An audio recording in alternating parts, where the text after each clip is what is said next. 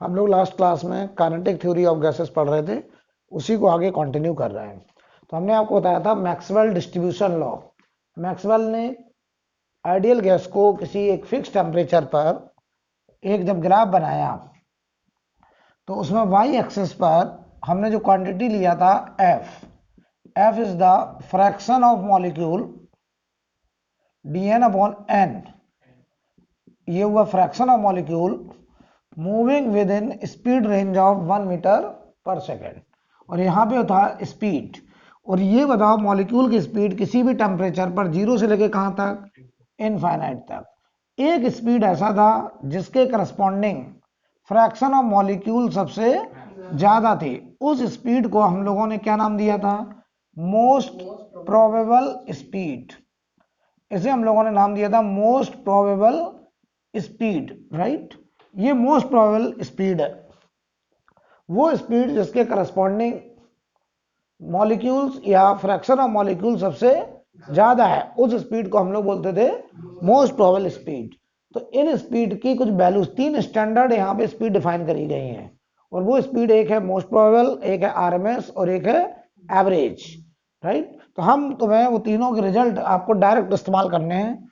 Most probable speed का जो result है वो है रूट के अंदर 2RT/m,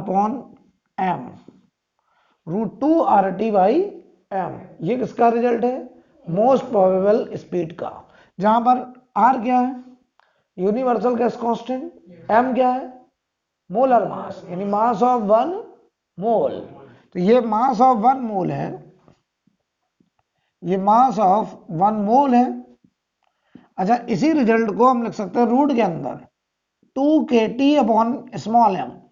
अब बताओ जो स्मॉल m है वो मास ऑफ 1 मॉलिक्यूल। मैंने कहा था कि जब भी R होगा तो उसके साथ मोल की बात होगी, जब भी K होगा उसके साथ मॉलिक्यूल की बात होगी, राइट। तो चाहे हम √2RT/m बोले तो वहां पे जो m है वो मोलर मास है, या √2kT/m बोले वहां पे मास 1 मॉलिक्यूल है। इसी को हम डेंसिटी के टर्म्स में भी लिख सकते थे। याद करो, गैस की डेंसिटी, ये मान लो T केल्विन में ग्राफ है, तो रो इक्वल टू PM/RT पढ़ाया था मैंने, याद है। तो बताओ यहां से जरा बताओ RT/m की वैल्यू, RT/m की वैल्यू P/रो। तो RT/m की जगह P/रो, तो रूट के अंदर 2P/रो, रूट के अंदर 2P/रो, ऐसे भी लिख सकते हैं। तो ये हो गया मोस्ट प्रोबेबल स्पीड। एक स्पीड होता Vrms, चाहे कोई भी स्पीड हो, चाहे मोस्ट प्रोबेबल हो, चाहे आरएमएस हो, चाहे एवरेज हो, वो सब प्रोपोर्शनल हैं रूट टेम्परेचर के। यानी आइडियल गैस में पार्टिकल की स्पीड, मॉलिक्यूल की स्पीड प्रोपोर्शनल टू किसके है, रूट टेम्परेचर। कोई भी स्पीड हो वो प्रोपोर्शनल टू क्या है, टेम्परेचर, रूट टेम्परेचर। तो यार बताओ काइनेटिक एनर्जी किसके प्रोपोर्शनल होगी। अगर हम बात करें काइनेटिक एनर्जी, तो काइनेटिक एनर्जी क्या होगी, हाफ mv²। तो बताओ kinetic energy will be proportional to temperature direct. तभी तो कहते थे आइडियल गैस की जो टोटल एनर्जी है वो काइनेटिक है, और वो kinetic energy directly proportional to temperature है, क्योंकि मॉलिक्यूल की जो स्पीड है वो directly proportional to root temperature है। तो kinetic energy proportional to temperature होगा, राइट। अब बताओ Vrms, आरएमएस स्पीड का स्टैंडर्ड रिजल्ट है रूट के अंदर 3RT/m, या इसी को लिखते हैं हम लोग √3RT/m को 3kT/m, जहां पे ये small m mass of 1 molecule, या इसी को लिख सकते हैं रूट के अंदर 3P/रो, राइट। तो ये रिजल्ट टेम्परेचर के टर्म्स में। इसी को अगर हम आरएमएस निकालें तो आरएमएस वास्तव में क्या चीज है, रूट मीन स्क्वायर स्पीड। नाम है रूट मीन स्क्वायर, काम है उल्टा, पहले स्क्वायर फिर मीन फिर रूट। तो देखो that is root of Vms, root of Vms। तो पहले हम निकालें अगर Vms, तो देखना Vms क्या होगा, मीन ऑफ स्क्वायर वैल्यू। मान लो अगर डिस्क्रीट पार्टिकल है, हमें ऑब्जेक्टिव में कह दिया जाए 10 पार्टिकल हैं या n पार्टिकल हैं, सबकी अलग अलग स्पीड दे दीजिए, किसी की स्पीड है 1 मीटर पर सेकंड, किसी की 10 मीटर पर सेकंड, किसी की 5 मीटर पर सेकंड। कहा जब ये आरएमएस निकालो, तो पहले हम निकालेंगे वीएमएस, मीन स्क्वायर वैल्यू। तो पहले पार्टिकल की स्पीड का स्क्वायर, दूसरे का स्क्वायर, तीसरे का स्क्वायर, ऐसे एन स्क्वायर। फिर सबका क्या लेंगे, मीन। तो मीन लेने के लिए सबको ऐड करेंगे और ऐड करके एन से कर देंगे डिवाइड। ये आ गई कौन सी वैल्यू, मीन स्क्वायर। अगर हमको निकालना वी आर एम एस, तो root of V M S, तो बताओ ये आएगा रूट के अंदर v1 square plus v2 square plus dot dot dot vn square upon n। तो कई बार ऑब्जेक्टिव में वो 4-5 पार्टिकल दे देंगे आपको, वो सबकी अलग अलग स्पीड दे देंगे, वो कहेंगे इसकी आरएमएस स्पीड निकालो। तो फिर ऐसे नहीं निकालेंगे, इस तरीके से निकालेंगे, राइट। ऐसे तो कब निकालेंगे, जब हमें टेम्परेचर वगैरह गिवन होगा, राइट। और एक स्पीड यहां पे डिफाइन है, वी एवरेज स्पीड। तो बताओ एवरेज कैसे निकालते थे, जितने भी पार्टिकल हैं सबकी स्पीड को ऐड कर दो और n से क्या कर दो, डिवाइड, तो ये हो जाएगा एवरेज स्पीड। लेकिन इसका टेम्परेचर के टर्म्स में मैक्सिमल डिस्ट्रीब्यूशन लॉ से जो रिजल्ट निकल के आता है वो होता है रूट के अंदर 8 RT अपॉन पाई एम, या ये होता है root 8 KT upon pi small M, जहां पे small M is the mass of one molecule. RT by M को हम लोग पी बाई रो लिख सकते हैं, तो 8 पाई रो, ये हमारा एवरेज स्पीड का रिजल्ट है डेंसिटी के और प्रेशर के टर्म्स में, राइट। इन तीनों को गौर से देखिए, सबसे बड़ी स्पीड कौन सी इन तीनों में, आरएमएस, क्योंकि यहां पे फैक्टर 3 है, यहां फैक्टर रूट के अंदर 2 है, और यहां पे फैक्टर है 8 बाई पाई। पाई कितना होता है 3.14, तो ये 8 बाई 3.14 2 से बड़ा लेकिन 3 से छोटा।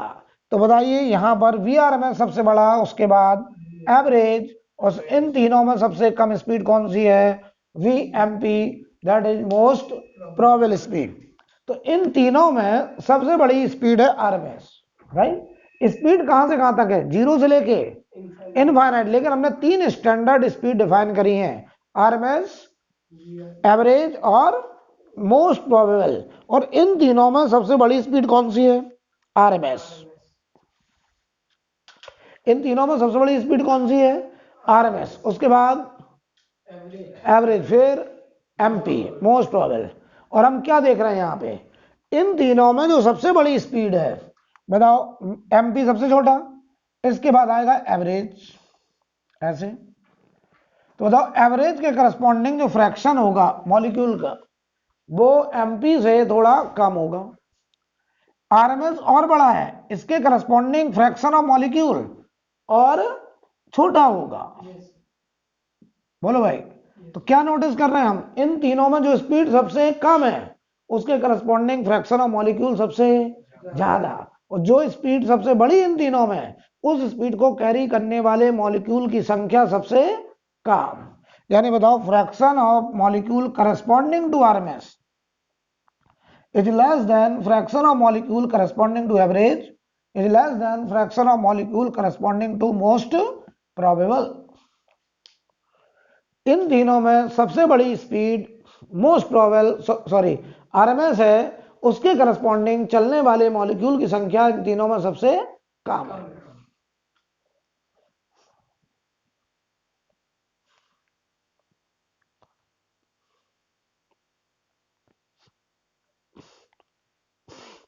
अगर हम इनका रेशियो लिखें तो बताइए जरा रेशियो क्या आएगा। अगर हम इनका रेशियो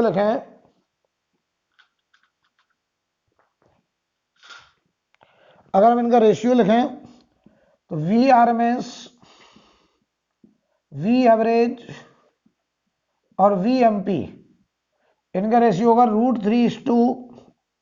√3 बाई पाई √2। ये आंसर हो जाए, बताइए। कोई भी स्पीड हो प्रोपोर्शनल टू रूट टेम्परेचर,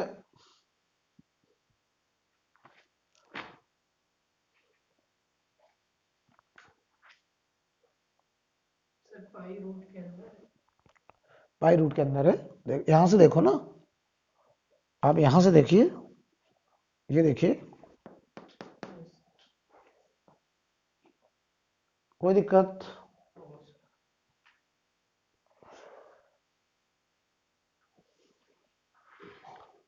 आगे बढ़ा जाए। अभी हम लोग केटीजी की बात कर रहे हैं। अच्छा अच्छा, इस ग्राफ का एरिया क्या निकलता था, याद करो कल इसका एरिया। इस ग्राफ का जो एरिया होगा वो क्या आएगा? इस ग्राफ का एरिया क्या निकलेगा? 1 आता था। तो इस ग्राफ का जो एरिया आएगा, बताइए, वो 1 आता था। याद आ रहा है? अब हमसे ये कहते हैं कि ऑब्जेक्टिव में से सवाल पूछ लेते हैं कि ये जो मैक्सवेल डिस्ट्रीब्यूशन कर्व है, ये टी केल्विन पे है। अगर हम टेम्परेचर बढ़ा दें या घटा दें, मान लो बढ़ा दें, तो घटाने वाला ये हो जाएगा, बढ़ाने वाला देख लें। तो कह रहे हैं कि टेम्परेचर बढ़ाने में इस कर्व का, इस ग्राफ को बनाइए, जरा नया ग्राफ बनाइए नए टेम्परेचर पे, और नया टेम्परेचर पुराने वाले टेम्परेचर से ज्यादा ज्यादा करने जा रहे हैं। तो देखिए जरा, समझते हैं।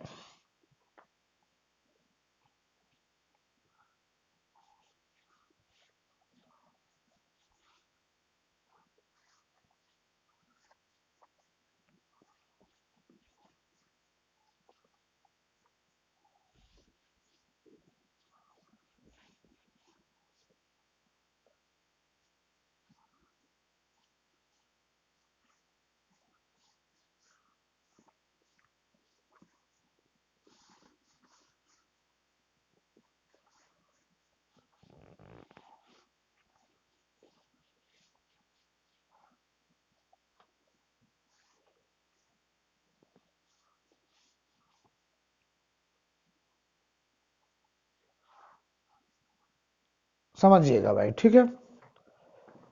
तो अगर हम बात करें कि जो मैक्सवेल डिस्ट्रीब्यूशन कर्व है, ये क्या बताता है? Fraction of molecule versus speed graph. This is speed. तो ये ग्राफ बताओ, किसी पर्टिकुलर टेम्परेचर पे ऐसा पाया गया, और ये टेम्परेचर मान लो T1 केल्विन है, और ये बताओ हमारा मोस्ट प्रोबेबल स्पीड था T1 केल्विन पर, और ये बताओ मैक्सिमम फ्रैक्शन ऑफ मॉलिक्यूल था T1 केल्विन पर। ठीक, कोई दिक्कत? हमसे कहते हैं कि नए टेम्परेचर पर गैस हमारे पास है, एक कंटेनर में गैस है, हमने उस गैस का टेम्परेचर बढ़ा दिया। मान लो नया टेम्परेचर T2 और वो T2 T1 केल्विन से बड़ा है। तो नए टेम्परेचर पर हमको इस ग्राफ को समझना है। ठीक, तो अगर हम टेम्परेचर बढ़ाएं तब क्या होगा, जरा समझिए। तो बताओ, ये जो मोस्ट प्रोबेबल स्पीड है, ये पहले से बढ़ जाएगा, क्योंकि अभी भी सीखा most probable speed root 2RT/m। 2Rm सब कांस्टेंट, क्योंकि गैस तो वही है। टेम्परेचर बढ़ाया तो मोस्ट प्रोबेबल स्पीड बढ़ गई, क्योंकि अभी भी सीखा हमने Vmp रूट के अंदर 2RT/m। तो गैस बदला नहीं तो मोलर मास वही, 2 वही, R वही, टेम्परेचर बढ़ा तो Vmp। तो बताओ नया Vmp क्या, बताओ इधर मिलेगा? इधर मिलेगा। लेकिन नए Vmp के करस्पॉन्डिंग जो फ्रैक्शन ऑफ मॉलिक्यूल होंगे, बताओ वो पहले से कुछ कम होंगे कि ज्यादा होंगे कि उतने ही होंगे? पहले से कुछ कम। क्यों? टेम्परेचर बढ़ाने पर नया Vmp तो बढ़ गया। अच्छा, स्पीड की रेंज अभी भी कहां से कहां तक होगी? 0 से इनफाइनाइट। ग्राफ का एरिया अभी भी क्या होगा? 1। एरिया भी नहीं बदलना है। और बताओ Vmp बढ़ेगा, लेकिन उस नए Vmp के करस्पॉन्डिंग जो फ्रैक्शन ऑफ मॉलिक्यूल सबसे ज्यादा था, वो पहले से कुछ कम हो जाएगा। सवाल आता है, ऐसा क्यों होता है? ऐसा क्यों होता है, आप ऐसे समझिए। एक क्लास में, तुम्हारे क्लास में कितने बच्चे हैं स्कूल में? 40। तो हमने मान लो 40 मॉलिक्यूल को देखा। 40 मॉलिक्यूल की रेंज स्पीड की 0 से इनफाइनाइट। तो हमारे स्कूल में नंबर की रेंज 0 से 100। 0 से 100 की रेंज है, वो यहाँ 0 से इनफाइनाइट है। तो किसी टेम्परेचर पर, किसी एग्जाम में, टेम्परेचर को एग्जाम समझ लीजिए, किसी एग्जाम में पेपर हुआ, तो बहुत कम लोग ऐसे होते हैं जिनके नंबर 90 से 100 के बीच में होते हैं, 40 में से 4 लोग। तो वही यहां पे है कि हाई स्पीड के करस्पॉन्डिंग जो फ्रैक्शन ऑफ मॉलिक्यूल है वो बहुत ही कम है, lowest. Fraction of molecule corresponding to higher speed कम है, राइट। अच्छा, एवरेज नंबर मान लो आए 70 के आसपास। 70 के आसपास मतलब एग्जैक्ट 70 नहीं, किसी के 69 70, क्योंकि यहां तो कॉन्टिन्यूअस डिस्ट्रीब्यूशन है। तो हमने मान लिया कि 69 से 71 के आसपास, यानी 70 is the most probable mark. यानी जो एग्जाम हुआ उसमें नंबर ऐसे मिले, 69.1 भी मिला किसी को, 69.2 भी मिला, क्योंकि स्पीड कॉन्टिन्यूअस हर पॉसिबल स्पीड है। तो बताइए, हमने देखा कि 70 के आसपास के लोग सबसे ज्यादा है। तो 70 is the most probable mark, जो यहां मोस्ट प्रोबेबल स्पीड है वो एग्जाम में मोस्ट प्रोबेबल मार्क बन गया। अब क्या हुआ? अच्छा, कुछ लोग ऐसे भी होंगे जिनके 33 से कम नंबर होंगे, ऐसे भी लोग होते हैं जिन्हें फेलियर लोग बोलते हैं। वो लोग यहां पर बताओ जरा, क्या उनका परसेंटेज या उनका फ्रैक्शन भी कम होगा? बोलो, उनका भी कम होगा। अब समझना ध्यान से, उनका ये फ्रैक्शन है, मान लो तुमसे कहा ये उनका फ्रैक्शन है, यहां 33 लिखा है समझो, उनका फ्रैक्शन ये है। और 90 से 100 के बीच में ये लोग थे, बहुत कम थे। टेम्परेचर बढ़ाया, टेम्परेचर बढ़ने से सबके नंबर बढ़ गए, स्पीड बढ़ रही है, तो जो वहां नंबर है वो यहां स्पीड है, तो सबके नंबर बढ़ गए। अब बताना, जो 89 पे लटके थे वो कहां चले गए? 92। जो 88 पे थे 91। क्या बताओ, 90 से 100 के बीच में जो नंबर ऑफ स्टूडेंट होंगे वो पहले से बढ़ जाएंगे। यानी टेम्परेचर जब हम बढ़ाएंगे तो वो फ्रैक्शन जो हायर स्पीड के करस्पॉन्डिंग था वो पहले से ज्यादा। तो ये ग्राफ यहां नीचे आएगा कि ऊपर आएगा? ऊपर। ये वाला ग्राफ यहां कहां जाएगा? ऊपर। बहुत बढ़िया। अच्छा, जो लोग 33 पे लटके थे, 32 पे लटके थे, 31 पे लटके थे, उनके टेम्परेचर बढ़ाने से नंबर बढ़े तो वो 40 तक चले गए, 38 तक चले गए, क्या वो लोग पास हो जाएंगे? तो बताओ, जो लोअर स्पीड वाले मॉलिक्यूल थे उनकी संख्या कम हो जाएगी। यानी टेम्परेचर बढ़ाने से हाई स्पीड के करस्पॉन्डिंग फ्रैक्शन बढ़ेगा, लो स्पीड के करस्पॉन्डिंग फ्रैक्शन घटेगा। और जो मैक्सिमम डेंसिटी 70 के आसपास थी, 70 is the most probable mark. अब क्या होगा कि 69 से 71 के आसपास, यानी 70 को हम लोग मोस्ट प्रोबेबल मान रहे थे, अब कोई 69 से 70 बन जाएगा, कोई 72 पे भी चला जाएगा, कोई 73 पे जाएगा, कोई 71.5 पे जाएगा। तो अब हम देखेंगे कि जो मोस्ट प्रोबेबल मार्क होगा वो 71 के आसपास है। पहले कहां था? 70, यानी नया मोस्ट प्रोबेबल मार्क पहले से बढ़ गया। लेकिन बताओ, जो लोग 70 के आसपास थे वो पूरे एग्जैक्ट 71 पे नहीं पहुंचेंगे, कुछ 71 से कम पे रह जाएंगे, कुछ काफी आगे निकल जाएंगे। तो जो मैक्सिमम डेंसिटी थी 70 के आसपास पहले, अब वो मैक्सिमम डेंसिटी 71 पे है, लेकिन पहले से कुछ कम है, क्योंकि कुछ लोग 71 के पीछे रह गए, कुछ लोग 71 के आगे निकल रहे, यानी वो डेंसिटी डिस्पर्स हो गई। तो बताओ, अब नया मोस्ट प्रोबेबल मार्क जो आया वो 71 तो आया, लेकिन पहले से उस मार्क से चलने वाले जो स्टूडेंट हैं वो पहले से कुछ कम है। तो होगा क्या? यहां भी ग्राफ कहां जाएगा? ऊपर। यहां ग्राफ कहां जाएगा? नीचे। और बीएमपी कहां खिसकेगा? राइट। लेकिन ये पीक वैल्यू पहले से कुछ कम। तो हम नया ग्राफ बनाने जा रहे हैं। तो ये ग्राफ कुछ ऐसा आएगा, यहां से ऐसे ऐसे ऐसे ऐसे। ये अब हमारा नया वीएमपी है, लेकिन इस वीएमपी के करस्पॉन्डिंग फ्रैक्शन ऑफ मॉलिक्यूल अभी भी सबसे ज्यादा, लेकिन पहले से कुछ कम। और ये देखो जरा, पहले वाला ग्राफ ये नीचे था और ये वाला ग्राफ अब ऊपर, यानी हाई स्पीड के करस्पॉन्डिंग फ्रैक्शन ऑफ मॉलिक्यूल पहले से ज्यादा, और लो स्पीड के करस्पॉन्डिंग फ्रैक्शन ऑफ मॉलिक्यूल पहले से कम। तो ये जो नया ग्राफ है ये हमारा T2 केल्विन पर है, और T2 ग्रेटर देन T1। आप लोग इसे केमिस्ट्री में भी पढ़ते होंगे।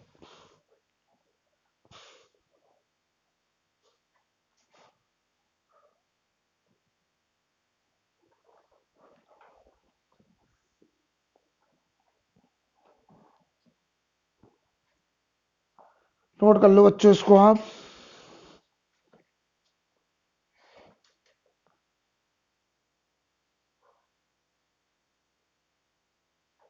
तो ये हमारा नए टेम्परेचर पे मैक्सवेल डिस्ट्रीब्यूशन कर्व आ गया। क्या चीज दिमाग में रखना, टेम्परेचर बढ़ाने पर लोअर स्पीड के करस्पॉन्डिंग फ्रैक्शन ऑफ मॉलिक्यूल कम हो जाएंगे, हायर स्पीड के करस्पॉन्डिंग फ्रैक्शन ऑफ मॉलिक्यूल बढ़ जाएंगे। नया मोस्ट प्रोबेबल स्पीड पहले से ज्यादा आएगा, लेकिन नए मोस्ट प्रोबेबल स्पीड के करस्पॉन्डिंग मॉलिक्यूल का नंबर कम हो जाएगा। इतनी बात दिमाग में रखनी है। एरिया पे फर्क नहीं पड़ेगा। पहले भी एरिया कितना था, अभी भी एरिया कितना, 1, एरिया रिमेन्स कांस्टेंट, राइट। अब देखिए अगला पॉइंट लिखिए, अगला पॉइंट लिखें, the distance covered by molecule, the distance covered by molecule between two successive collision, the distance covered by molecule between two successive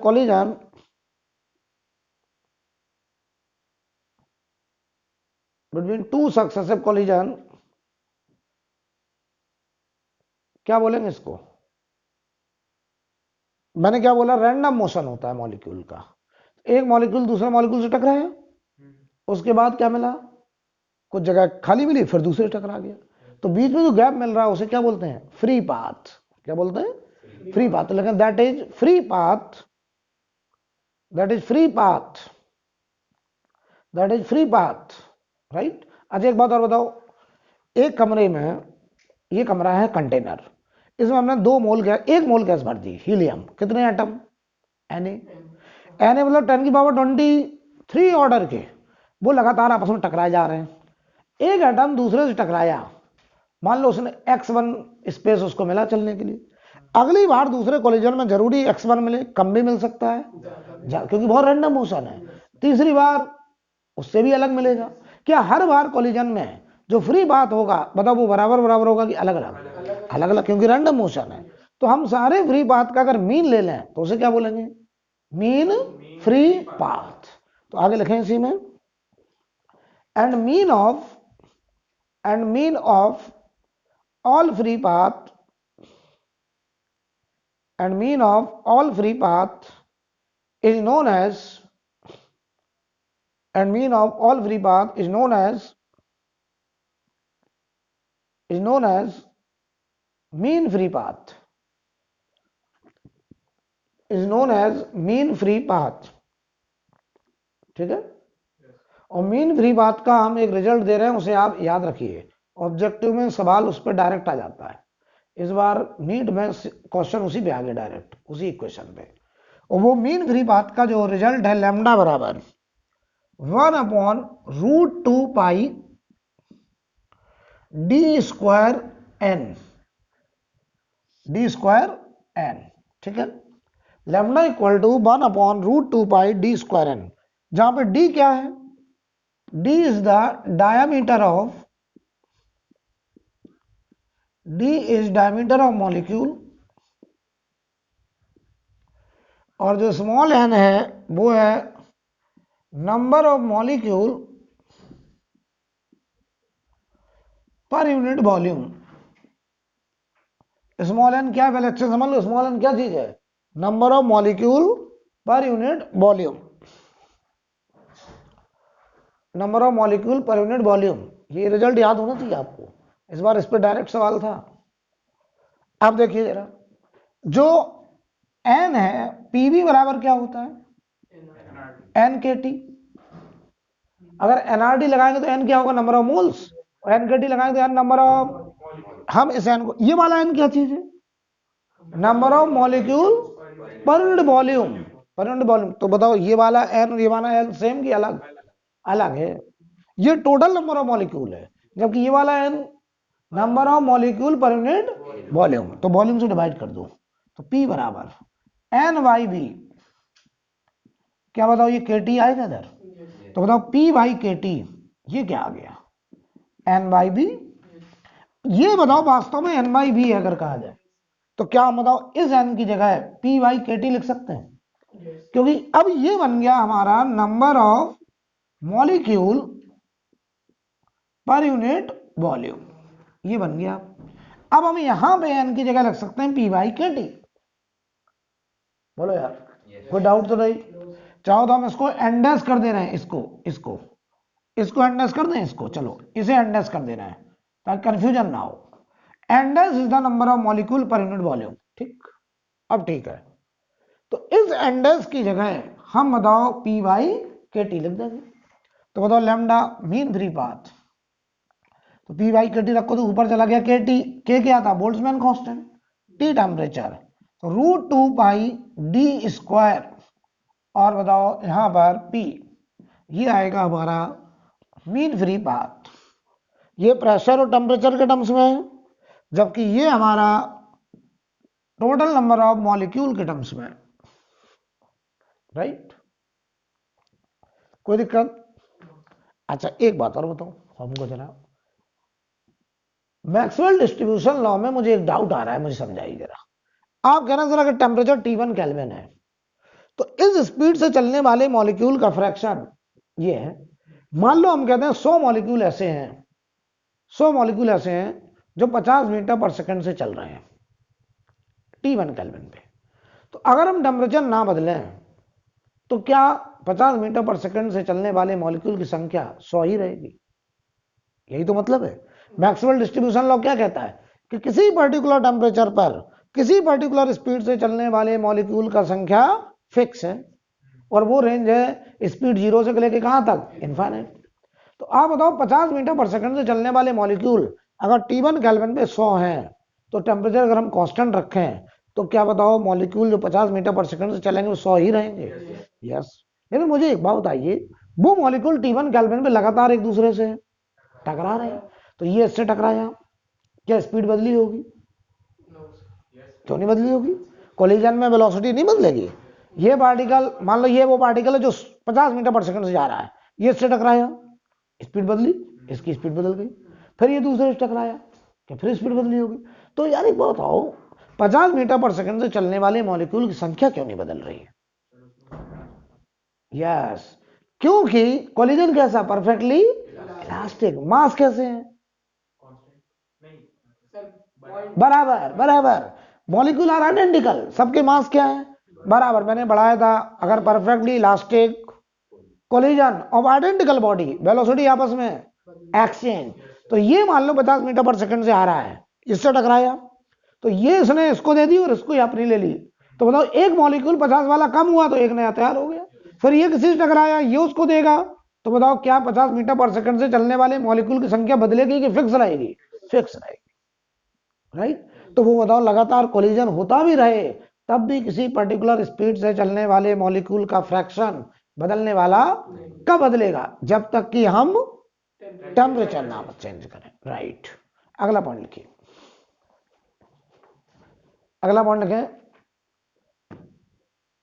अच्छा एक बात और बताइए, जो मॉलिक्यूल है, मान लो हम कहते हैं हीलियम गैस है, हीलियम गैस के 1 मोल का मास, जल्दी क्या, 4 kg, 4 क्या, 4 ग्राम, 4 ग्राम का मतलब 4 इंटू 10 की पावर 4 इंटू 10 की पावर माइनस 3 kg। तो बताओ एक मोल में कितने मॉलिक्यूल, Na, एक मोल का मास 4 ग्राम, तो एक मॉलिक्यूल का मास कितना, 4 इंटू 10 की पावर माइनस 3 अपॉन 6.03 इंटू 10 की पावर 23, 10 की पावर 23 ऊपर ले जाओ, कितना आया, 10 की power minus 26, 10 power minus 26 kg जिसका मास है वो मास नेग्लिजिबल है, माइनस 26 आया। अब एक मास दूसरे मास, मतलब मास मास के बीच में कौन सा फोर्स होता है, ग्रेविटेशनल अट्रैक्शन, और वो होता है G m1 m2 upon r square. G की वैल्यू, कैपिटल जी की वैल्यू, हाँ कितनी बोलो जल्दी से, 10 की पावर माइनस 11 ऑर्डर का होता है, हाँ इंटू 10 की पावर माइनस 11 ऑर्डर का। m1 किस ऑर्डर का, माइनस 26, m2 किस ऑर्डर का, 10 की पावर माइनस 26, तो बताओ 10 की पावर माइनस 26, 10 की पावर माइनस 26 इंटू 10 की पावर माइनस 11, 10 की पावर माइनस 63 ऑर्डर चला गया।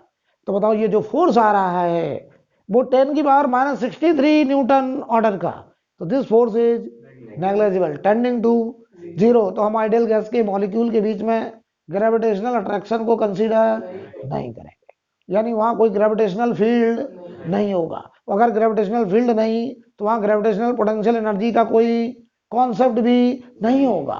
तो आइडियल गैस में कोई भी पोटेंशियल एनर्जी का कॉन्सेप्ट नहीं होता, इसीलिए क्योंकि मॉलिक्यूल मॉलिक्यूल के बीच में कोई भी इंटरेक्शन फोर्स नहीं होता। मॉलिक्यूल एक दूसरे को ना अट्रैक्ट करते हैं ना रिपेल करते हैं। क्यों नहीं करते मैंने बता दिया, क्योंकि जो फोर्स था भी कौन, ग्रेविटेशन वाला, वो कैसा है, नेग्लिजिबल, ना के बराबर, टेंडिंग टू जीरो, उसका होना ना होना ना के बराबर। तो हम ये अज्यूम करते हैं आइडियल गैस, आइडियल मतलब आदर्श परिस्थिति में बात हो रही है। आइडियल गैस में मॉलिक्यूल टू मॉलिक्यूल कोई भी इंटरेक्शन नहीं होगा, उनके बीच में कोई पोटेंशियल एनर्जी का कॉन्सेप्ट नहीं होगा। पूरी की पूरी एनर्जी कौन सी होगी, kinetic, half M B square, और हाफ एम बी स्क्वायर में बी स्क्वायर किसके प्रोपोर्शनल, टेम्परेचर के। इसका मतलब पूरी की पूरी kinetic energy directly proportional to temperature. तो लिखिए अगला पॉइंट, लेकिन no attractive and repulsive force, no attractive and repulsive force, no attractive and repulsive force act between the molecule, no attractive and repulsive force act between the molecule, full stop वाला लिखिए, gravitational force between the molecule, gravitational force between the molecule is ineffective, is ineffective,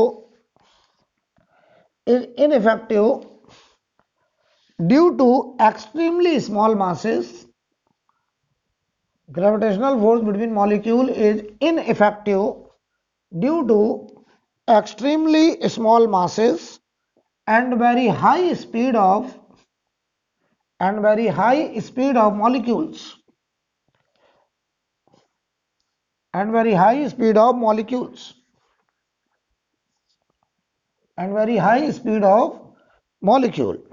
So there is no concept of, so there is no concept of, so there is no concept of potential energy. So there is no concept of potential energy. So there is no concept of potential energy.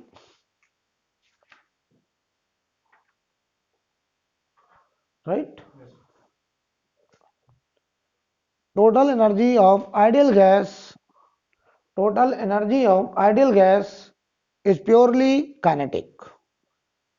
Total energy of ideal gas is purely kinetic. Purely kinetic.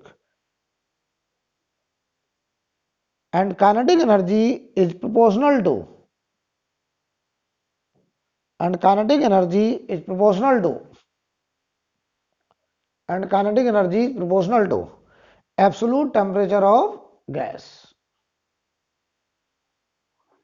Right?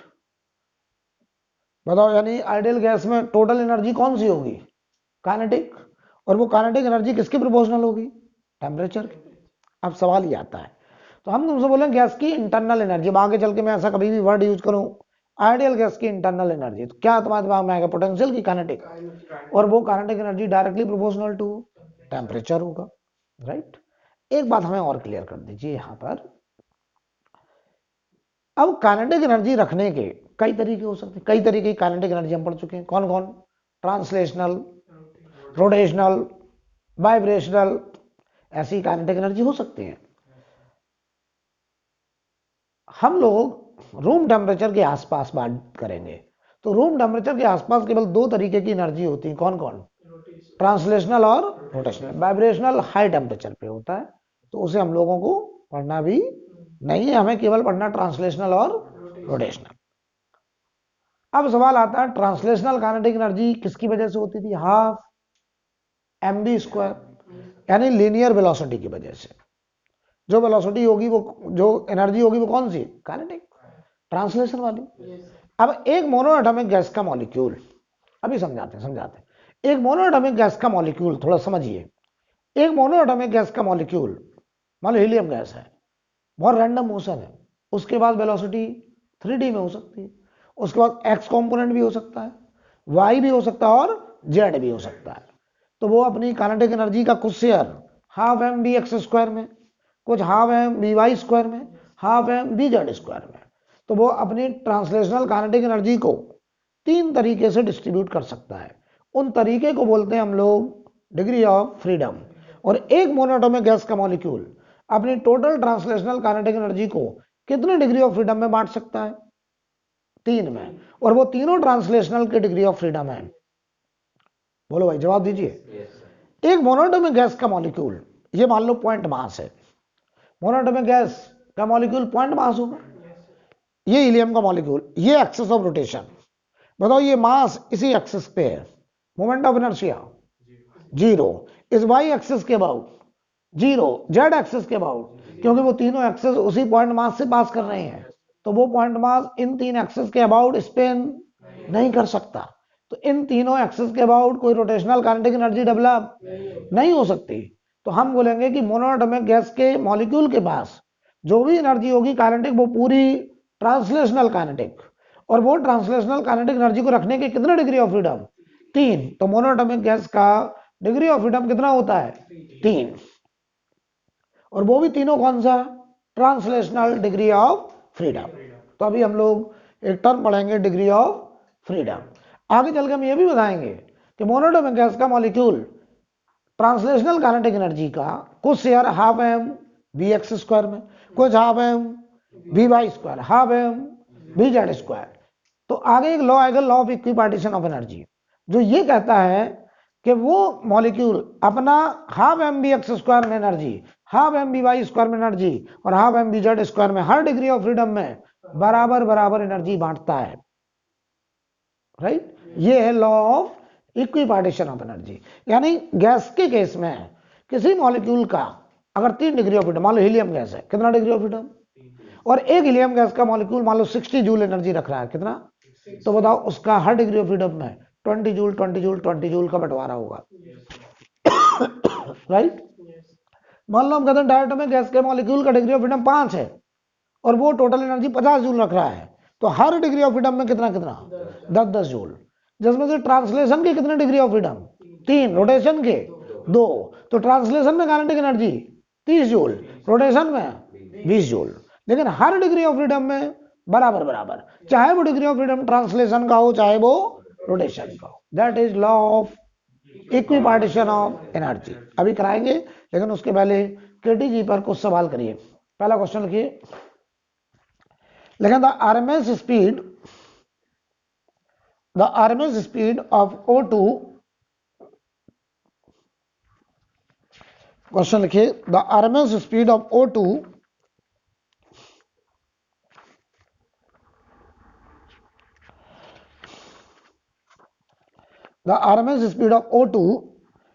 at room temperature is about 500 meter per second, is about 500 meter per second। ठीक, full stop वाला लिखें, the RMS speed of H2, the RMS speed of H2 at same temperature is about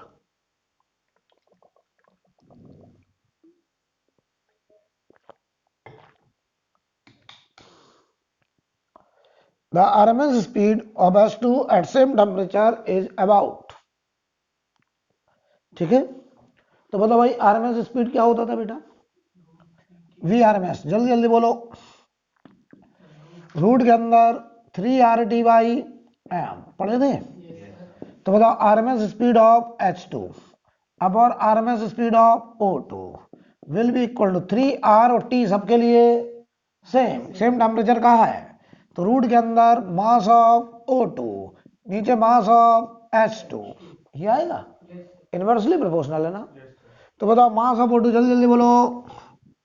O2 का molar mass 32, H2 का 2, कितना आया?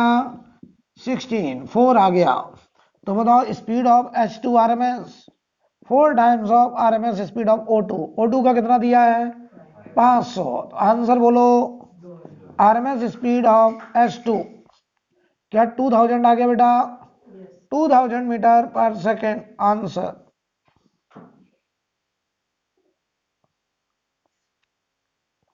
ठीक है, अगला सवाल लिखिए।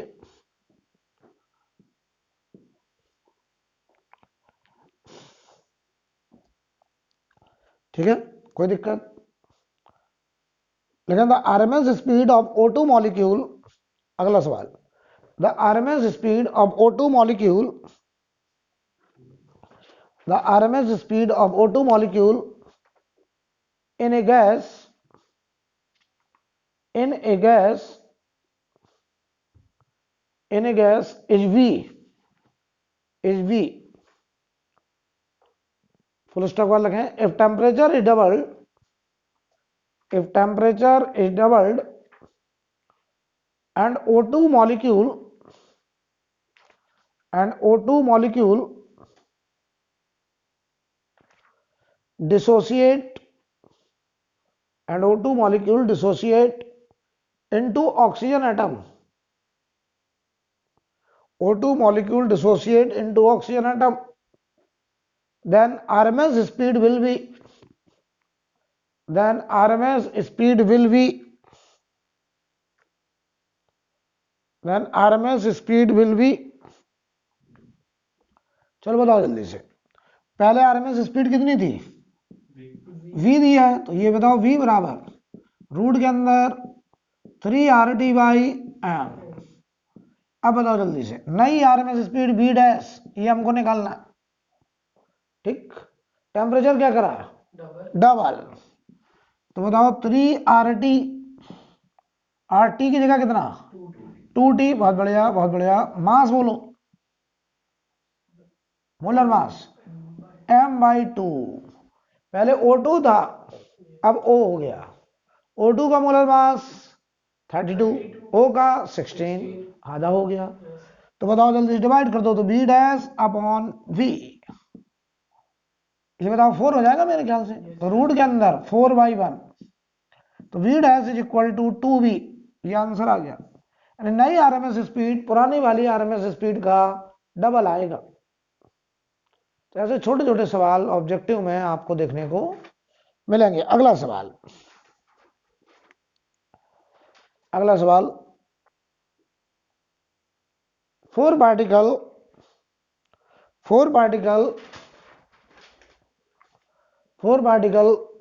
moving with speed, four particle moving with speed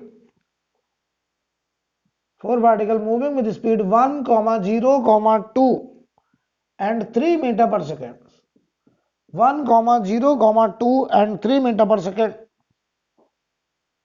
then RMS speed is,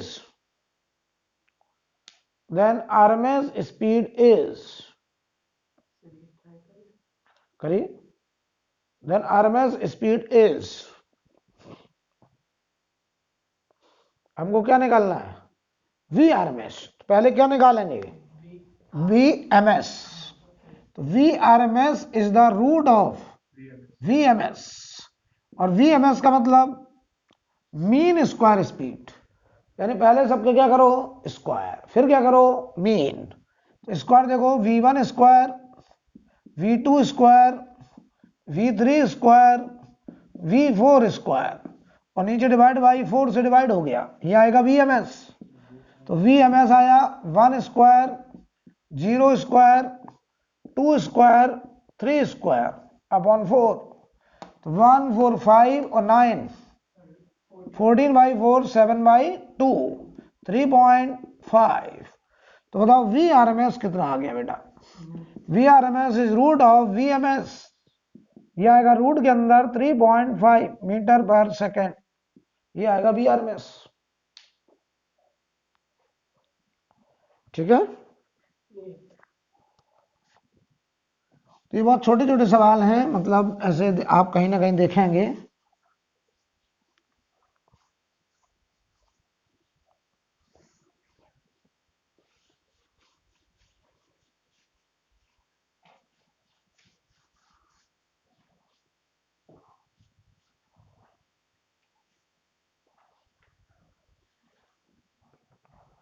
ठीक है, सवाल लिखिए, कैलकुलेट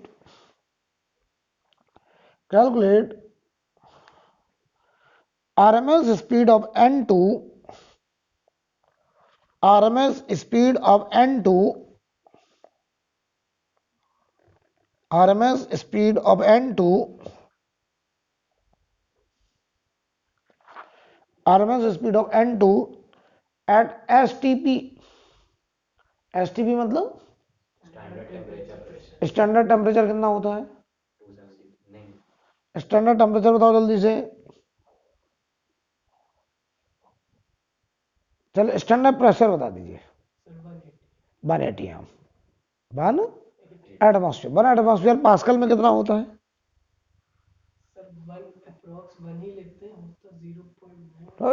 1 इंटू 10 की power 5 newton per metre square.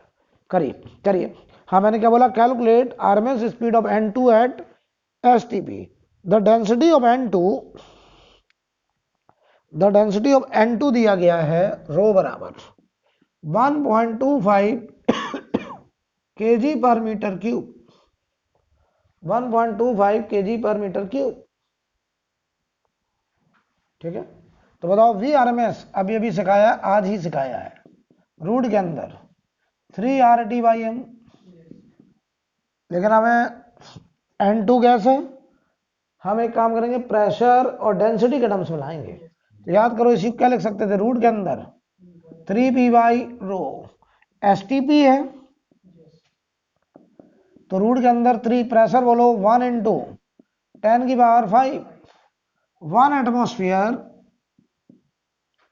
1 into 10 की power 5 newton per metre square या पास्कल, राइट। अपॉन रो बोलो कितना है? 1.25 kg per metre cube. Solve करो तो यह आया रूट के अंदर 4 इंटू 10 की पावर 5।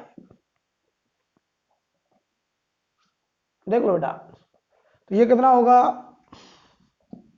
200 into root 10। सही है या गलत? देख लो जल्दी से बताओ। सही है क्या? 1.25 से डिवाइड करो, 4 हो रहा है क्या? नहीं हो रहा, गलत गलत। ये डिवाइड करो, ये कितना आ रहा है? ये हुआ 300/125। क्यों? कितना आ रहा है ये? अब ये गलत है साहब, इसको ध्यान दीजिए, करिए जल्दी से कैलकुलेट। अरे 5 से काटो, कट जाएगा। रूट के अंदर 24 इंटू 10 की पावर 4। रूट के अंदर 24 इंटू 10 की पावर 10 की पावर 4 से तो 100 बाहर आ गया। 100 और ये 4 से 24 हुआ तो 2 बाहर आ गया, रूट 6। तो यह आया 200 रूट 6। रूट 6 की वैल्यू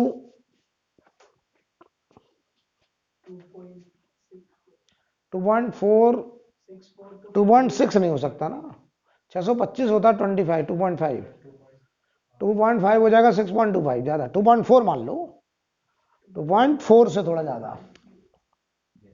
तो 200 इंटू 2.4 से थोड़ा ज्यादा कितना आंसर? 480 से ज्यादा आ रहा है, ये आंसर है।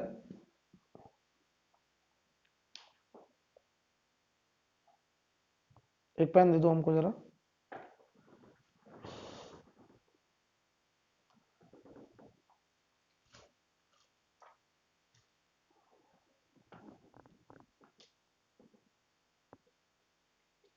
ये लो।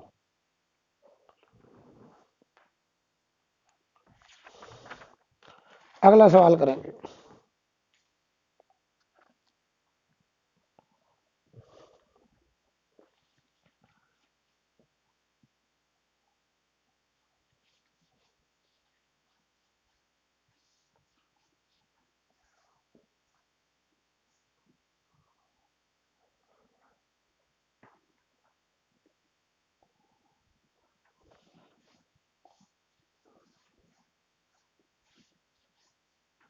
अगला सवाल लिखिए, consider a sample of O2। Question लिखिए, consider a sample of O2 at 300 Kelvin। Consider a sample of O2 at 300 Kelvin. At 300 Kelvin. Find average time taken. Find average time taken y a molecule, find average time taken y a molecule to travel a distance to travel a distance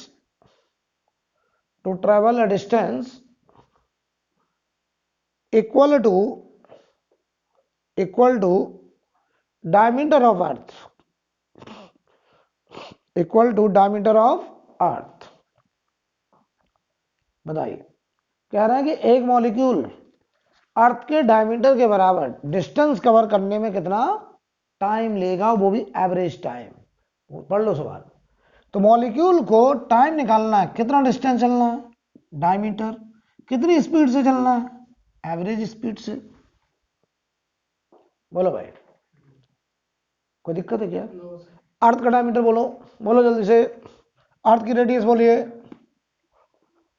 अर्थ की radius अब बोलिए, तुम बोलो। 600 कुछ होता है radius, 2 into 6400 kilometre, और ये एवरेज स्पीड 6400 किलोमीटर रेडियस है अर्थ का। 6400 किलोमीटर अर्थ का रेडियस। तो अभी इसको हम लोग कन्वर्ट करेंगे मीटर में। खैर पहले एवरेज स्पीड कैसे नापा ये भी तुमको नहीं पता चल पा रहा है। आजकल इतने सैटेलाइट हैं कि एक किनारे से दूसरे किनारे तक। चलिए, एवरेज स्पीड, एवरेज स्पीड क्या होगी बोलो जल्दी से गैस का, रूट के अंदर बोलो भाई, 8 RT अपॉन पाई एम। कौन सी गैस है? तो 8 इंटू आर की वैल्यू 8.314 जूल में रखेंगे, टी है 300 केल्विन, पाई 3.14 और O2 का 32। ये आ गई एवरेज स्पीड। और 32 ग्राम में तो केजी में रखेंगे 10⁻³ देख लीजिए, ये मैंने केजी में कन्वर्ट किया बेटा। जब तुम इसे सॉल्व करते हो तो ये निकल के आता है 445 metre per second, 445 metre per second.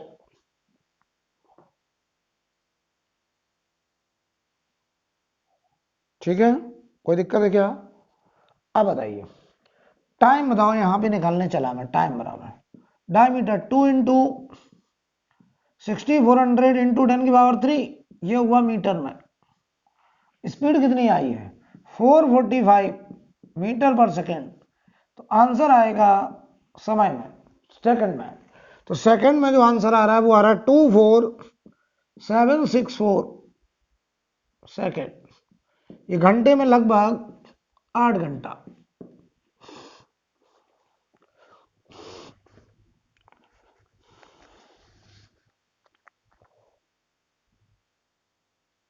ठीक है,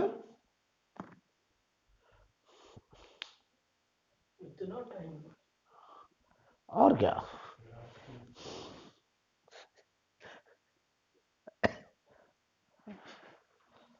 कोई दिक्कत है क्या? सन को तो कवर करने में साल लगे। अगला सवाल लिखिए, लगे at what temperature,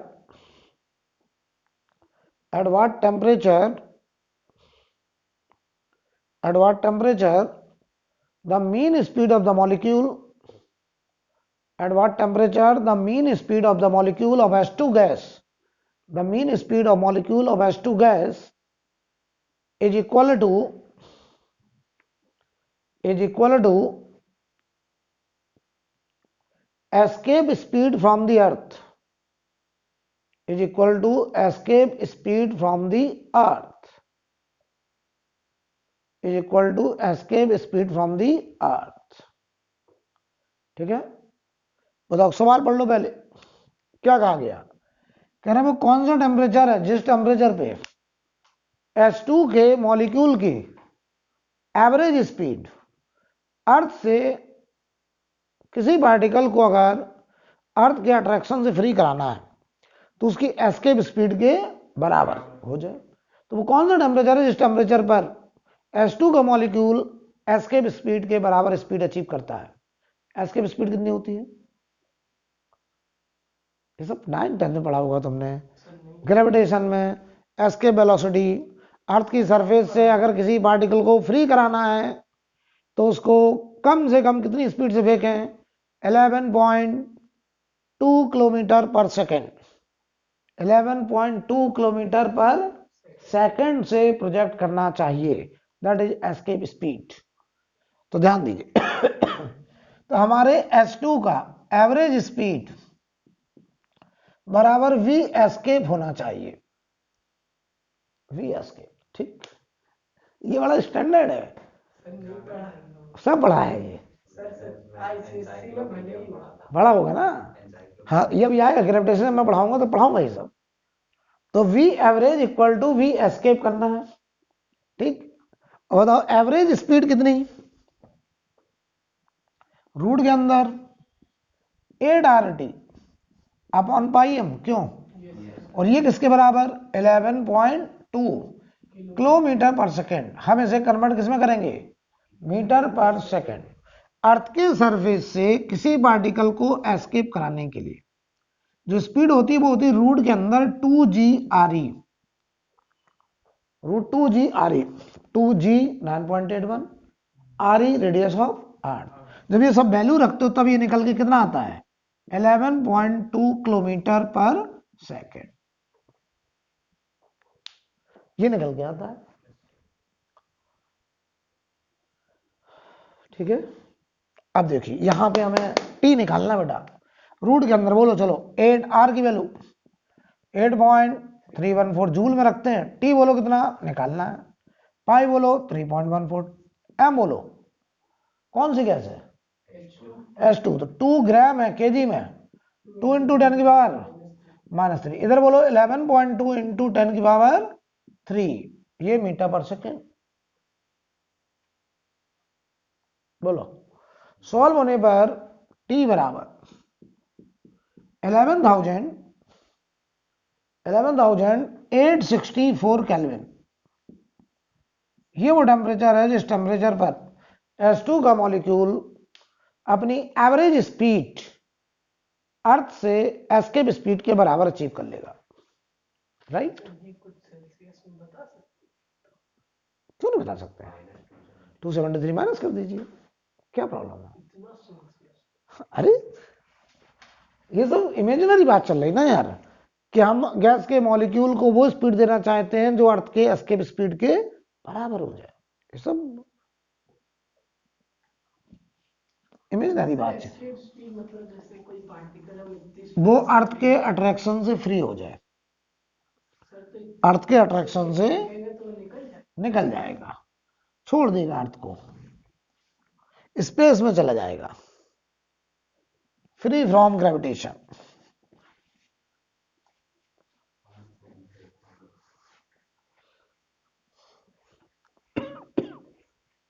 free from gravitation.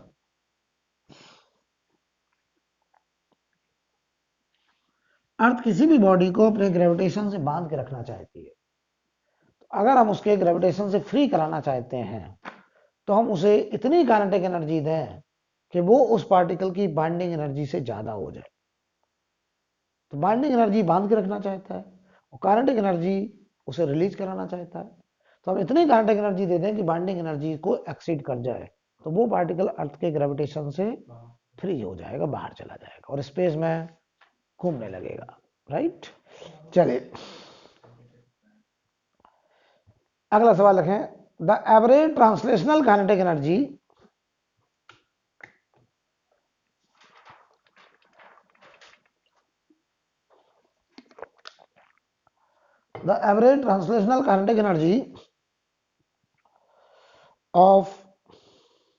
of air molecule of air molecule is 0.04 electron volt, is 0.04 electron volt is 0.04 electron volt. Calculate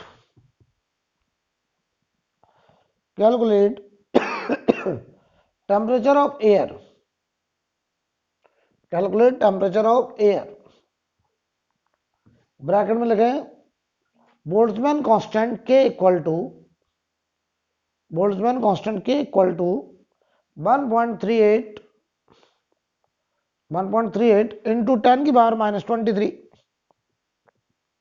joule पर केल्विन। 1.38 इंटू 10 की पावर माइनस 23 जूल पर केल्विन। बताओ, पढ़ो सवाल पढ़ो, क्या पूछा है कि वो कौन सा टेम्परेचर है जिस पर एयर का molecule average translational kinetic energy कितनी कर ले, 0.04 इलेक्ट्रॉन वोल्ट। बताओ, कोई भी गैस हो, चाहे मोनो चाहे डाई, एयर में कौन कौन सी गैस है, N2O2। तो ये N2 और O2 जो कंपोजिशन है, बोथ आर डायटोमिक। डायटोमिक का डिग्री ऑफ फ्रीडम 5। 3 कौन सा, 2 कौन सा, रोटेशन। तो इसमें कौन सी निकालनी है, काइनेटिक एनर्जी। तो कितने डिग्री ऑफ फ्रीडम, 3 के लिए बात करनी है। हर डिग्री ऑफ फ्रीडम में एक मॉलिक्यूल की एनर्जी हाफ के टी, हाफ के टी एक मॉलिक्यूल का एक डिग्री ऑफ फ्रीडम में। इसी का नाम है law of equipartition of energy. एक मॉलिक्यूल, सुन लो पहले अच्छे से, one molecule 1 degree of freedom में कितनी एनर्जी रखता है, हाफ के टी। तो बताओ, एक मॉलिक्यूल 3 डिग्री ऑफ फ्रीडम में कितना रखेगा, 3/2 के टी। और यही काइनेटिक एनर्जी हो जाएगी उसकी कौन सी, ट्रांसलेशनल। क्योंकि ट्रांसलेशन का डिग्री ऑफ फ्रीडम केवल कितना है, 3 है, तो हम 3 की बात करेंगे। 2 डिग्री ऑफ फ्रीडम हम काउंट क्यों नहीं कर रहे हैं, वो तो कौन से हैं, रोटेशनल। और हमें कहा गया ट्रांसलेशनल काइनेटिक एनर्जी। सवाल पढ़ लीजिए अच्छे से। तो बताओ, किसी भी गैस का, चाहे वो मोनो गैस का, चाहे वो डायटोमिक गैस का, चाहे वो पॉलीएटॉमिक गैस हो, सबका ट्रांसलेशनल डिग्री ऑफ फ्रीडम 3 ही होता है। सबका ट्रांसलेशनल काइनेटिक एनर्जी 3/2 के टी पर मॉलिक्यूल, पर मॉलिक्यूल, राइट। तो बताओ, क्या बोला गया था, यही काइनेटिक एनर्जी ट्रांसलेशन की कितनी के बराबर हो जाए, 0.04 इलेक्ट्रॉन वोल्ट। तो ये बताओ, आपने कहा सर 3/2 के टी, 0.04 इलेक्ट्रॉन वोल्ट को जूल में कन्वर्ट करो। बोलो, एक इलेक्ट्रॉन वोल्ट में कितने जूल, एक इलेक्ट्रॉन वोल्ट में कितने जूल, क्यों नहीं बता पा रहे हैं। 1 करोड़ में कितने जीरो, ये कैसे बता दिए, क्योंकि पैसे में दिमाग है, इसमें दिमाग लगाइए।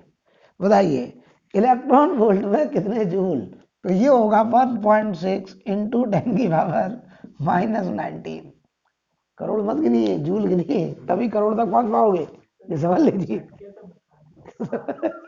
यानी करता रहता होगा, सपना दिखता होगा करोड़ों में कमाएंगे, तो दिमाग में है एकदम रोज। क्यों, चलिए, तो ये बताओ, यहाँ पर ये आ गया जूल में, जूल में आ गया, जूल में आ गया, नोट करिए इसको।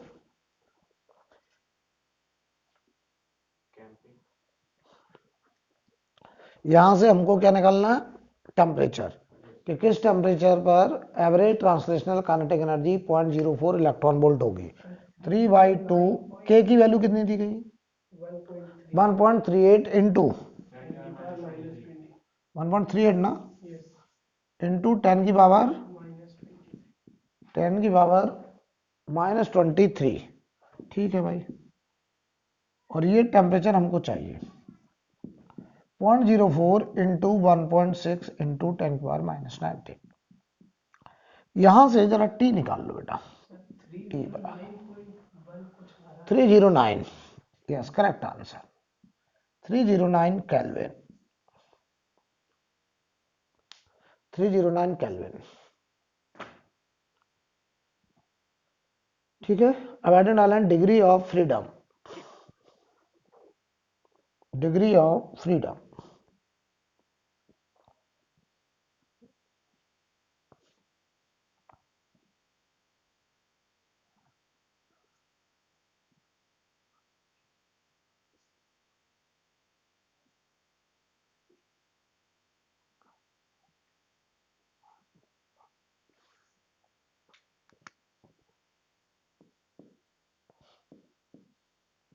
डिग्री ऑफ फ्रीडम, ब्रैकेट में लिखो DOF, इसमें एक लाइन लिखें, the term DOF, the term DOF, the term DOF refers to the term DOF refers to the number of possible independent mode the term DOF refer to the number of possible independent mode in which the system can have its energy, in which the system can have its energy, in which the system can have its energy, right? तो कह रहे हैं वो independent mode जिसमें कोई system अपनी energy को रख सकता है। तो हम बात किसकी कर रहे हैं? गैसियस मॉलिक्यूल की। तो गैसियस मॉलिक्यूल की एनर्जी कौन सी? काइनेटिक। तो वो इंडिपेंडेंट वे जितने तरीके से कोई भी गैसियस मॉलिक्यूल अपनी काइनेटिक एनर्जी को रख सकता है, उन तरीकों का क्या नाम है? Degree of freedom, right. तो सबसे पहले हम बात करें monoatomic gas. Monoatomic gas में कौन कौन से गैस आएगा? Helium, neon, argon, krypton, xenon, radon, ये सब आएंगे किसमें? मोनो एटॉमिक में। इनका डिग्री ऑफ फ्रीडम बताइए। तो मोनो एटॉमिक गैस का अगर मॉलिक्यूल पकड़े, मान लो हीलियम का, तो ये बताओ x के अलोंग भी वेलोसिटी रख सकता है, ये y के अलोंग भी वेलोसिटी रख सकता है, ये z के अलोंग भी वेलोसिटी रख सकता है। तो ये अपनी काइनेटिक एनर्जी को ट्रांसलेशन वाली 3 तरीके से डिस्ट्रीब्यूट कर सकता है। ये हाफ mvx² के फॉर्म में, हाफ mvy² के फॉर्म में, और हाफ mvz² के फॉर्म में। ये एक डिग्री ऑफ फ्रीडम है, ये एक डिग्री ऑफ फ्रीडम है, ये एक degree of freedom. Degree of freedom का मतलब ये वैल्यू नहीं, डिग्री ऑफ फ्रीडम का मतलब कितने तरीके से। तो 3 तरीके में वो अपनी एनर्जी को बांट सकता है, राइट। तो बताओ degree of freedom monoatomic gas की मॉलिक्यूल, ये 1 डिग्री ऑफ फ्रीडम मतलब 1 way to have its kinetic energy. एक तरीका जिसमें वो काइनेटिक एनर्जी रख रहा है, उसे हम तरीके का नाम है डिग्री ऑफ फ्रीडम, राइट। तो जैसे हम गए, हमारे पास 100 रुपए हैं, 50 रुपए में इस जेब में रख रहे हैं, 50 रुपए इस जेब में रख रहे हैं, तो हमारे पास कितने डिग्री ऑफ फ्रीडम है? 2। तो जो नंबर ऑफ जेब है that is the degree of freedom. तो नंबर ऑफ मोड जिसमें वो काइनेटिक एनर्जी रख सकता है, वो क्या? Degree of freedom. तो बताओ डिग्री ऑफ फ्रीडम इसका कितना आया? 3। और ये तीनों कौन सा? ट्रांसलेशनल। अगर हम रोटेशनल डिग्री ऑफ फ्रीडम की बात करें, बताओ इस मोनोएटॉमिक गैस के मॉलिक्यूल कैसा? Point mass. बताओ x के अबाउट इसका मोमेंट ऑफ इनर्शिया 0, y के अबाउट 0, z के अबाउट 0, हर एक्सिस के अबाउट मोमेंट ऑफ इनर्शिया इसका 0 ही तो आ रहा है। तो इसकी रोटेशनल काइनेटिक एनर्जी बताओ हाफ ix ओमेगा स्क्वायर 0 होगा, हाफ IY ओमेगा स्क्वायर भी 0 होगा। क्यों भाई? ये भी 0 होगा। Similarly half IZ omega Z square या 3 स्क्वायर भी 0 होगा।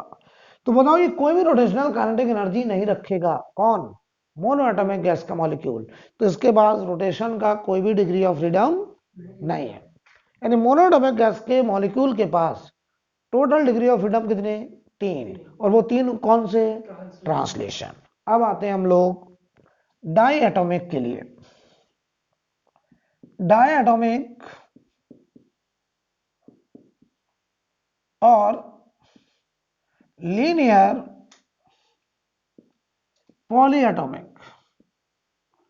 डायटोमिक हो या लीनियर पॉलीएटॉमिक हो, डायटोमिक में O2, H2, N2 ये सब डायटोमिक। लीनियर पॉलीएटॉमिक का एग्जांपल दो। क्या केमिस्ट्री पढ़ते हो तुम लोग, कुछ नहीं पता, बोलो जल्दी से। Linear polyatomic CO2। अरे ऐसा क्या होता है, लीनियर का क्या मतलब है, जिसका शेप लीनियर हो, CO2। तो CO2 देखो लीनियर ही तो है, बोलो। जैसे XeF2 का शेप कैसा होता है, लीनियर। तो CO2 लीनियर। तो या तो डायटोमिक गैस हो या फिर ट्राई एटोमिक, टेट्रा एटोमिक, पेंटा एटोमिक, कोई भी हो, लेकिन सब कैसे हो, लीनियर। तो उस केस में डिग्री ऑफ फ्रीडम देखिए, इसका डिग्री ऑफ फ्रीडम, इसकी काइनेटिक एनर्जी ट्रांसलेशन की, क्या बताओ फिर से, 3 डिग्री ऑफ फ्रीडम में लिख सकते हैं। Half M V X square, half M V Y square, half M V Z square. ठीक है, तो ये बताओ 3 degree of freedom, 3 degree of freedom कौन सा, ट्रांसलेशन। अब रोटेशन में जरा समझते हैं, रोटेशन में इसके 3 डिग्री ऑफ फ्रीडम होंगे ट्रांसलेशन। रोटेशन देखो, मान लो हम S2 से ही समझते हैं, ये H2, ये H एटम, ये H एटम, ये H2। ठीक, हम 3 एक्सिस के अबाउट इसे घुमाने जा रहे हैं, चेक करने जा रहे हैं, बताओ इसके अबाउट मोमेंट ऑफ इनर्शिया 0, क्योंकि ये दोनों पॉइंट मास उसी एक्सिस पे है जिस एक्सिस पर के अबाउट हम मोमेंट ऑफ इनर्शिया निकालने जा रहे हैं। बताओ y के अबाउट 0 होगा कि नहीं होगा, नहीं होगा, बहुत बढ़िया। z के अबाउट भी अब 0 नहीं होगा, क्योंकि y से भी अब दोनों एटम की दूरी है और z से भी दोनों पॉइंट मास की दूरी है। तो कितने रोटेशन की डिग्री ऑफ फ्रीडम, 2। तो ये अपनी काइनेटिक एनर्जी को 2 तरीके से रख सकता है, half I Y omega 2 square and half I Z omega 3 square. Half I X omega square 0 हो जाएगा, तो रोटेशन का कितना degree of freedom, 2 degree of freedom, right. तो बताओ डायटोमिक गैस का टोटल डिग्री ऑफ फ्रीडम कितना, 5, जिसमें 3 कौन सा, ट्रांसलेशन, 2 रोटेशन। अच्छा CO2 कैसा है, ट्राई एटोमिक, पॉलीएटोमिक, लेकिन है कैसा, लीनियर। तो CO2 में भी तीनों एटम एक ही लाइन में है, तो उस लाइन के अबाउट मोमेंट ऑफ इनर्शिया 0 और उस लाइन के अबाउट कोई भी रोटेशनल काइनेटिक एनर्जी नहीं आएगी, राइट। इसीलिए क्या बोला गया, डायटोमिक हो या लीनियर पॉलीएटोमिक, उनका डिग्री ऑफ फ्रीडम 5, जिसमें से 3 ट्रांसलेशन। तो इसका देखो आप लिख दे रहे हैं, डिग्री ऑफ फ्रीडम टोटल 5, जिसमें से 3 + 2, क्यों 3 कौन सा, ट्रांसलेशन का, और 2 कौन सा, रोटेशन का। बहुत बढ़िया, 5 डिग्री ऑफ फ्रीडम। और अगर अब हम बोले कि मान लो नॉन लीनियर पॉलीएटोमिक, बहुत बढ़िया, अब 6 हो जाएगा। अब अगर मैं यही लिख दूं इतने में, नॉन लीनियर पॉलीएटोमिक, एग्जांपल दो कोई भी, गैस की बात हो रही है, XeF4 गैस होता है। नॉन लीनियर पॉलीएटोमिक एग्जांपल, अरे यार simple example, CH4 methane gas, CH4। बोलिए, बताओ इसका डिग्री ऑफ फ्रीडम कितना होगा, जल्दी बोलो। डिग्री ऑफ फ्रीडम F की वैल्यू 6, जो 3 + 3 होगा, क्यों 3 कौन से, ट्रांसलेशन, 3 कौन से, रोटेशन। अब 3 रोटेशन क्यों आ गए, क्लियर है, क्योंकि अब सारे एटम एक लाइन में, तो हम किसी भी एक्सिस के अबाउट जब देखेंगे तो कुछ एटम का मोमेंट ऑफ इनर्शिया तो 0 हो जाएगा, लेकिन कुछ एटम उस एक्सिस से दूरी बनाएंगे, तो मोमेंट ऑफ इनर्शिया अब किसी भी एक्सिस के अबाउट 0 नहीं आएगा, सबके अबाउट, तीनों एक्सिस के अबाउट। क्या बताओ रोटेशनल काइनेटिक एनर्जी डेवलप होगी। तो 3 तरीके हैं ट्रांसलेशनल काइनेटिक एनर्जी को रखने के, और 3 तरीके हैं रोटेशनल काइनेटिक एनर्जी को रखने के। तो टोटल डिग्री ऑफ फ्रीडम इसके कितने हैं? 6, जिसमें 3 ट्रांसलेशन और 3 रोटेशन। राइट, हेड डालें law of equi partition of energy.